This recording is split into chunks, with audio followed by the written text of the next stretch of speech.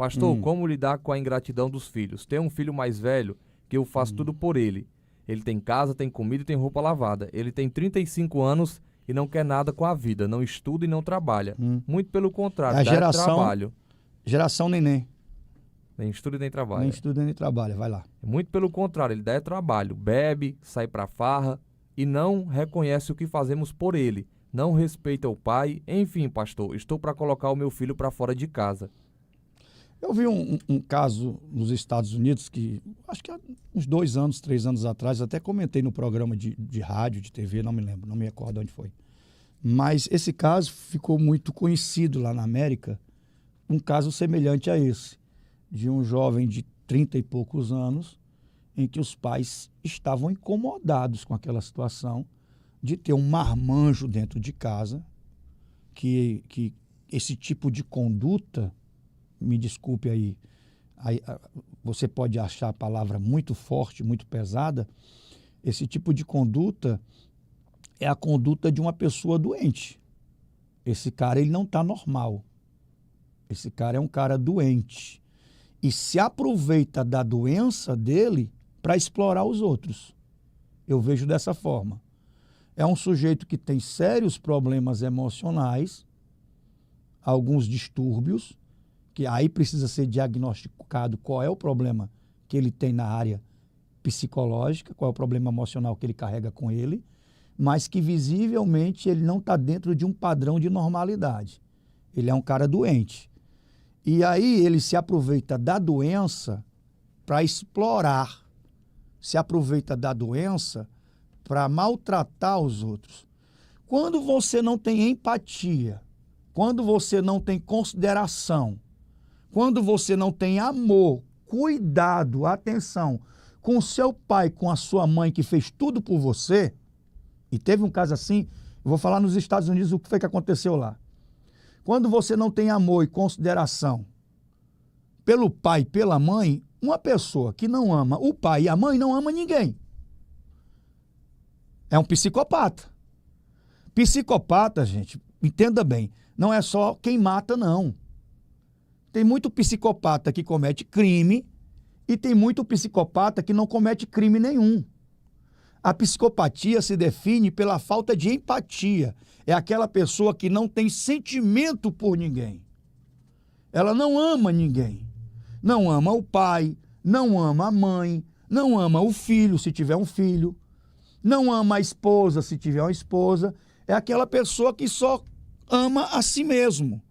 E para se beneficiar, não se preocupa em maltratar os outros, ele tem desprezo pela vida dos outros.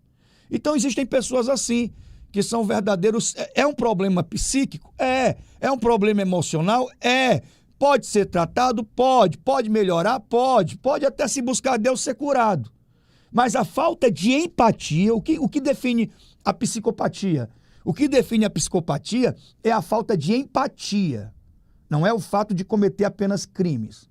Eu estou dizendo isso porque eu ouvi uma entrevista de uma das maiores especialistas no Brasil, escritora de livros, e ela falando sobre isso.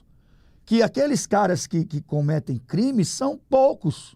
O número de psicopatas aí espalhado na sociedade é muito maior. A maioria deles vive a vida inteira sem cometer nenhum crime. Mas eles vivem assim. O cara não gosta da mãe, ele vive ali com a mãe, mas ele não ama a mãe. Se a mãe morrer, ele vai sentir falta porque acabou a fonte de sustento dele. Se o pai morrer, ele vai sentir falta porque acabou a falta de sustento dele. Mas sentimento mesmo ele não tem não, por ninguém. E isso é uma doença que precisa ser diagnosticada e tratada. Não é um comportamento normal. Essa é a minha opinião, não sou o dono da verdade, mas essa é a minha opinião. Quando o cara chega nessa fase dos 35 anos de idade, meu amigo, com 35 anos de idade, se você está em casa, você tem que estar em casa cuidando do pai e da mãe para ser bênção. Eu tenho 35 anos de idade, um exemplo, né? E ali eu estou em casa porque eu não casei, é estranho um cara com 35 anos de idade não casar, né? Mas vamos dizer que vive vida de solteiro, né? Vive a vida dele com namorados ou com namoradas, tudo bem, né? mas ele está em casa para cuidar do pai e da mãe. Ele está em casa porque a mãe é doente, precisa tomar medicação, precisa ser levada para o tratamento, para o médico, o pai não pode fazer nada, ele está ali para dar um amparo, ou morando perto ou morando com os pais, porque os pais precisam deles. E aí eu conheço muitos casos assim, de filhos que moram com os pais. Eu conheço um jovem que mora com a mãe, porque ele vê a necessidade de cuidar da mãe. Ele é bênção. Ele é bênção. Ele leva a mãe para a igreja, ele traz a mãe da igreja, ele é quem sustenta a casa. Ele mora com o pai e com a mãe, mas quem sustenta a casa é ele. É diferente de um sanguessuga, que quer que todo mundo faça tudo por ele, ele não faz nada por ninguém. Houve algo errado no processo de criação desse sujeito. Erraram muito, mas erraram demais no processo de criação desse sujeito.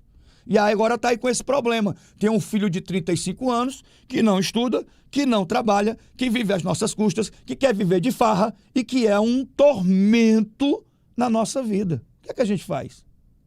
O que precisa ser feito. É triste. Eu vou ter que expulsá-lo de dentro de casa? Não, você não precisa expulsá-lo de dentro de casa. Você precisa ter uma conversa séria com ele. Você, meu filho, você vai sair? Você não vai sair? Não, não vou sair não, então a gente vai sair. Não expulse ele dentro de casa, não. Não expulse ele dentro de casa. Com 35 anos. Eu não estou falando de um menor, estou falando de um marmanjo de 35 anos. Olha o caso. Para cada caso, existe uma referência. Olha o caso. 35 anos de idade, que vive farreando, bebendo, prostituindo, vive nas farras, não ajuda, não trabalha, não estuda e vive sugando o pai e a mãe o pouco que eles têm. Então, meu irmão, vocês têm que se posicionar. Vocês têm que se posicionar, porque senão vocês vão se tornar escravos dessa situação. Reféns dessa situação, se vocês não se posicionar. E o posicionamento é o seguinte, ô Breno, meu filho, você tem 35 anos de idade, exemplo, viu, Breno?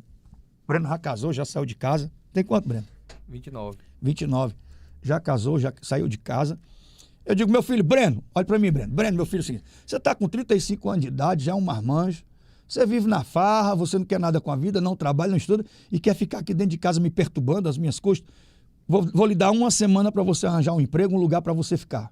Não quero mais você aqui em casa, não. Não estou lhe expulsando, não. Vou lhe dar um prazo aí para você se organizar.